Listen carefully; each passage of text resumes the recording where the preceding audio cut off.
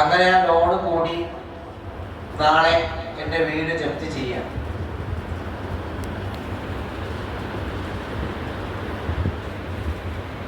എനിക്ക് എൻ്റെ കുടുംബമുണ്ട്, എന്നെ സ്വീകരിക്കാൻ ആരും ഇല്ല എന്നുള്ളതാണ് യാഥാർത്ഥ്യം. എന്നെയും എൻ്റെ കുടുംബത്തിനെയും ഞങ്ങൾക്ക് താങ്ങ് നൽകാൻ വേറെ ആരും ഇല്ലാത്തൊരവസ്ഥയിൽ എന്നിൽ ഉദിച്ച ഒരു ആശയം എന്നുള്ളത് എൻ്റെ കുടുംബത്തിന് ഇന്ന് രാത്രി ഭക്ഷണത്തിൽ വിഷം ചേർത്ത് കൊടുത്തതിന് ശേഷം ഞാനും എൻ്റെ ഭാര്യയും ആത്മഹത്യ ചെയ്യുന്നതാണ്. എന്നെ എൻ്റെ സഹപാഠികൾ എന്നെ അടുപ്പിക്കാറില്ല. എൻ്റെ അധ്യാപകർ എന്നെ ചീത്ത പറയാറുണ്ട്, ഒരു കാരണവുമില്ലാതെ എന്നെ ക്ലാസ്സിൽ നിന്ന് പുറത്തിറക്കാറുണ്ട്, എന്നെ ശിക്ഷിക്കാറുണ്ട്. എല്ലാ ദിവസവും ആക്ഷേപങ്ങൾ ഞാൻ നേരിടാറുണ്ട്. അവർക്ക് പ്രശ്നം എൻ്റെ നിറമാണ്, അവർക്ക് പ്രശ്നം എൻ്റെ രൂപമാണ്, അവർക്ക് പ്രശ്നം എൻ്റെ പിതാവിൻ്റെ ജോലിയാണ്. എനിക്ക് പേടിയാണ്, സ്കൂളിൽ പോകാൻ എനിക്ക് പേടിയാണ്, വീട്ടിൽ നിന്നും പുറത്തിറങ്ങാൻ എനിക്ക് പേടിയാണ്. എനിക്ക് 10 വയസ്സാണ്, അല്ലെങ്കിൽ 15 വയസ്സാണ്. ഈ പേടിക്ക് ഞാൻ കണ്ട ഒരു പരിഹാരം എൻ്റെ റൂമിലെ ഫാനിൽ ഒരു കയറ് കെട്ടി അല്ലെങ്കിൽ ഒരു ഷോൾ കെട്ടി എൻ്റെ ജീവിതം അവസാനിപ്പിക്കുക എന്നുള്ളതാണ്. പ്രിയമുള്ളവരെ, ഇത് നമ്മുടെ സമൂഹത്തിൽ നടന്നുകൊണ്ടിരിക്കുന്ന ചില യാഥാർത്ഥ്യങ്ങളാണ്. പല പ്രായക്കാരും അവരെ ആത്മഹത്യയിലേക്ക് നയിക്കുന്നത് അവരുള്ളിൽ ഉണ്ടാകുന്ന ചെറിയൊരു പേടിയാണ്. പേടി എന്നുള്ളത് ഒരു മനുഷ്യന്റെ സ്വാഭാവികമായ ചില വികാരമാണ്. എന്നാൽ ചിലരെ അത് കീഴ്പ്പെടുത്താറുണ്ട്.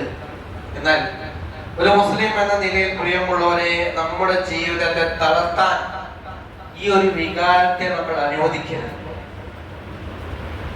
നമ്മൾ കാണുന്നുണ്ട്, പരീക്ഷാ പേടി മൂലം, ഭാവിയെ കുറിച്ചുള്ള ആശങ്കകൾ മൂലം ആളുകൾ എന്നെ കുറിച്ച് എന്ത് പറയും എന്നുള്ളത് കൊണ്ട് ജീവിതം അവസാനിപ്പിക്കാത്തത്ര ആളുകൾ. എന്നാൽ അവിടെ താൻ ഒറ്റയ്ക്കാകുമ്പോഴാണ് ഈ ഒരു ചിന്ത, ഈ ഒരു പേടി ഉണ്ടാകുന്നത്. എന്നാൽ ഒരു മുസ്ലിം എന്ന നിലയിൽ നമ്മൾക്ക് അവിടെ നമ്മൾ ചിന്തിക്കേണ്ടത്, നമുക്കൊരു സപ്പോർട്ട് ഉണ്ട്, ഒരു അൾട്ടിമേറ്റ് സപ്പോർട്ട് നമുക്കുണ്ട്.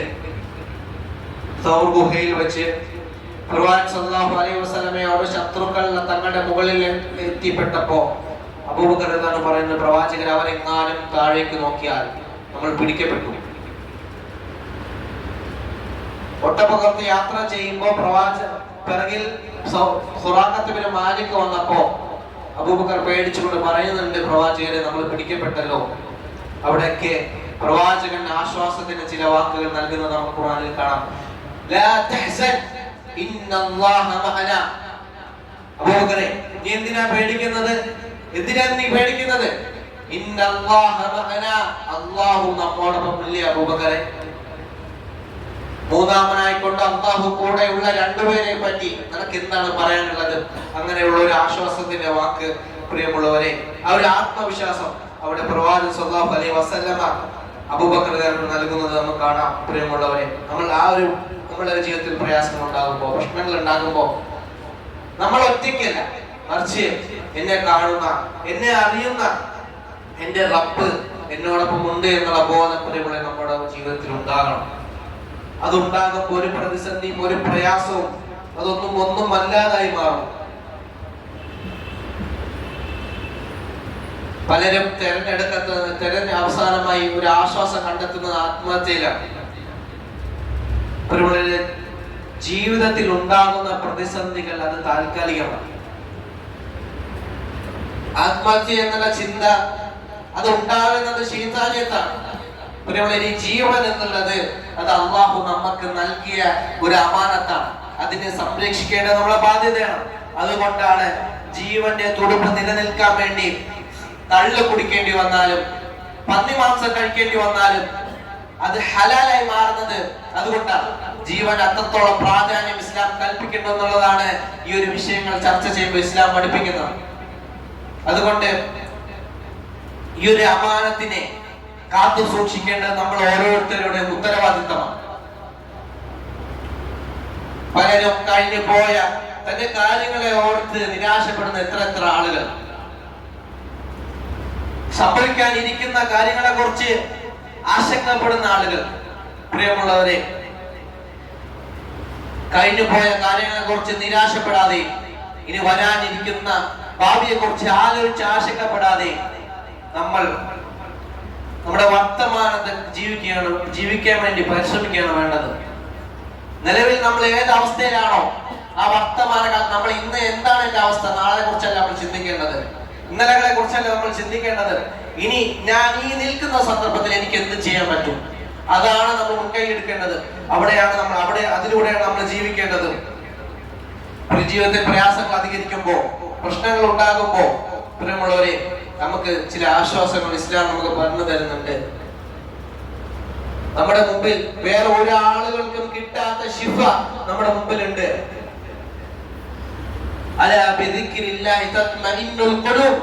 അല്ലാഹുവിനെ കുറിച്ചുള്ള ചിന്തകൾ കൊണ്ടല്ലേ ഹൃദയങ്ങൾ ശാന്തമാകുന്നത് എന്ന് ഖുർആൻ നമ്മൾ പറയുമ്പോ, ആ ഖുർആനെ നമുക്ക് പ്രയാസപ്പെടുമ്പോ, പ്രതിസന്ധികൾ ഉണ്ടാകുമ്പോ, മാനസിക പ്രശ്നങ്ങൾ ഉണ്ടാകുമ്പോ ആ ഖുർആനിനെ എടുത്ത് പാരായണം ചെയ്യാൻ പ്രിയമുള്ളവരെ നമുക്ക് സാധിക്കണം. അതിലൂടെ അല്ലാഹുവിനെ ഓർക്കാനും അല്ലാഹുവിനെ സ്മരിക്കാനും പ്രിയമുള്ളവരെ നമുക്ക് സാധിക്കേണ്ടതുണ്ട്.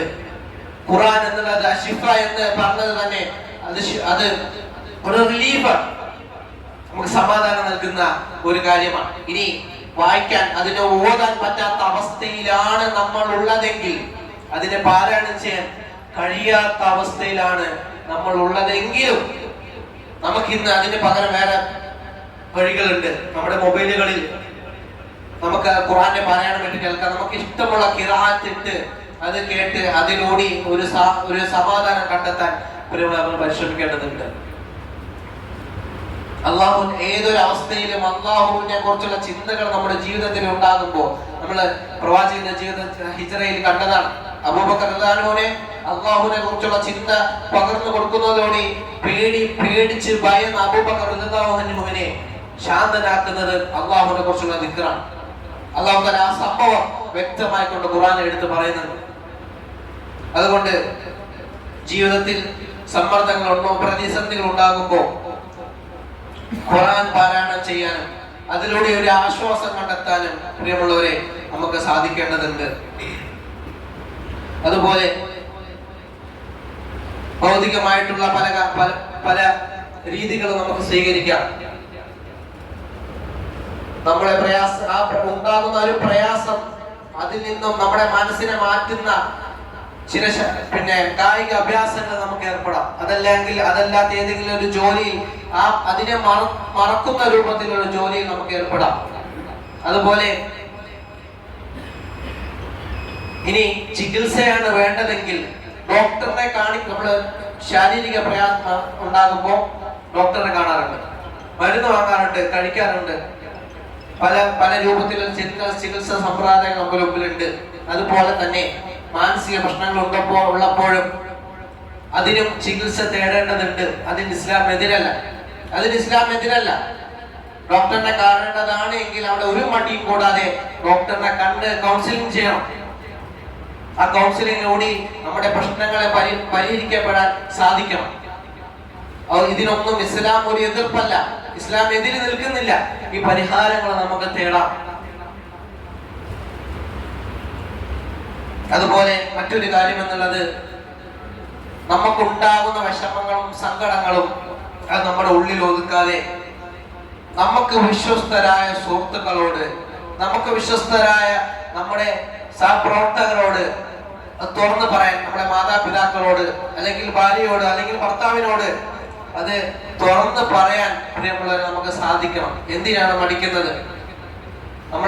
നമുക്കുണ്ടാകുന്ന പ്രശ്നങ്ങൾ അത് തുറന്ന് പറയുമ്പോൾ അതിനൊരു പരിഹാരം ഒരു പക്ഷെ അതിലൂടെ കണ്ടെത്താൻ സാധിക്കും. ഒരുപക്ഷെ അവർക്ക് നമ്മളെ സഹായിക്കാൻ പറ്റും. നമുക്ക് വിശ്വസ്തരായ, നമുക്ക് ഉറപ്പുള്ള ആളുകളിലേക്ക് നമ്മളെ പ്രയാസങ്ങളും പ്രശ്നങ്ങളും പറയുന്നത് യാതൊരു എതിർപ്പും ഇല്ല എന്നുള്ളതാണ്. തുറന്ന് പറയണം, മനസ്സ് തുറന്ന് സംസാരിക്കുമ്പോഴാണ് ഒരു ആശ്വാസം കിട്ടുകയുള്ളൂ എന്നുള്ളതാണ്. അവിടെ നമ്മൾ ഉണ്ടാകുന്ന മാനസിക ബുദ്ധിമുട്ടുകൾ അതൊക്കെ നമ്മൾ തുറന്ന് നമ്മുടെ സുഹൃത്തുക്കളോട്, നമ്മുടെ ബന്ധുമിത്രാദികളോട് പറയാൻ പ്രിയമുള്ളവരെ നമുക്ക് സാധിക്കണം. അതുപോലെ കൂടുതലും ആത്മഹത്യകൾ നമ്മൾ അല്ലെങ്കിൽ മാനസിക പ്രശ്നങ്ങൾ കണ്ടുവരുന്നത് പെൺകുട്ടികളിലാണ്. ചെറിയ ചെറിയ പരാജയങ്ങൾ പോലും നമ്മുടെ പെൺകുട്ടികളെ ധാരാളമായി തളർത്താറുണ്ട്, നമ്മൾ കാണുന്നതാണ്. നമ്മുടെ അടുത്ത ജില്ലയിലാണ് 10ാം ക്ലാസ്സുകാരി റിസൾട്ട് വന്നതിന് മുമ്പ് പിന്നെ തോൽക്കുമെന്ന് ഭയപ്പെട്ടുകൊണ്ട് ആത്മഹത്യ ചെയ്തത് നമ്മൾ പത്രങ്ങളോട് വായിച്ചതാണ്. അങ്ങനെ എത്ര എത്ര കുട്ടികൾ. അതുപോലെ മൊബൈൽ പിടിച്ചു വാങ്ങിയതിന്റെ പേരിൽ ആത്മഹത്യ ചെയ്യുന്ന 7 വയസ്സുകാരൻ. ആ കുട്ടികളെ പ്രിയമുള്ളവർ നമ്മള് ആ വൈകാരികമായിട്ടുള്ള ആ കരുത്ത് നേടിയെടുക്കാൻ അവരെ ദീനി പ്രാർത്ഥനകൾ പഠിപ്പിക്കണം. അള്ളാഹു നമ്മോടൊപ്പം ഉണ്ട് എന്നുള്ള ആത്മവിശ്വാസം അവർക്ക് പകർന്നു കൊടുക്കണം. അള്ളാഹുവിന്റെ ദീന് കൃത്യമായി കൊണ്ട് അവരെ പഠിപ്പിച്ചു കൊടുക്കുമ്പോഴാണ് ഇതേപോലുള്ള ചിന്തകളിൽ നിന്നും കുട്ടികളെ അത് മാറ്റി നിർത്തുകയുള്ളൂ എന്നുള്ളതാണ്. അതുപോലെ ഏറ്റവും അവസാനമായി ഏറ്റവും പ്രധാനപ്പെട്ടതാണ് നമ്മുടെ കാര്യങ്ങൾ അത് അള്ളാഹുവിൽ തവക്കലാക്കുക എന്നുള്ളത്. നമ്മുടെ പ്രശ്നങ്ങൾ അത് നമ്മൾ അള്ളാഹു നമ്മളെ കൊണ്ട് ചെയ്യാൻ സാധിക്കുന്നത് എന്താണ് അത് ചെയ്യാം. അതിനുശേഷം അത് അള്ളാഹുവിലേക്ക് വിടാൻ പ്രിയമുള്ളവരെ നമുക്ക് സാധിക്കേണ്ടതുണ്ട്. റബ്ബ് സുബ്ഹാനഹു വ തആല അവനെ തവക്കലാക്കി ജീവിക്കുന്ന മുത്തഖീങ്ങൾ റബ്ബ് സുബ്ഹാനഹു നമ്മളെ ഇവരെ ഉൾപ്പെടുത്തി അനുഗ്രഹിക്കുമാറാകട്ടെ.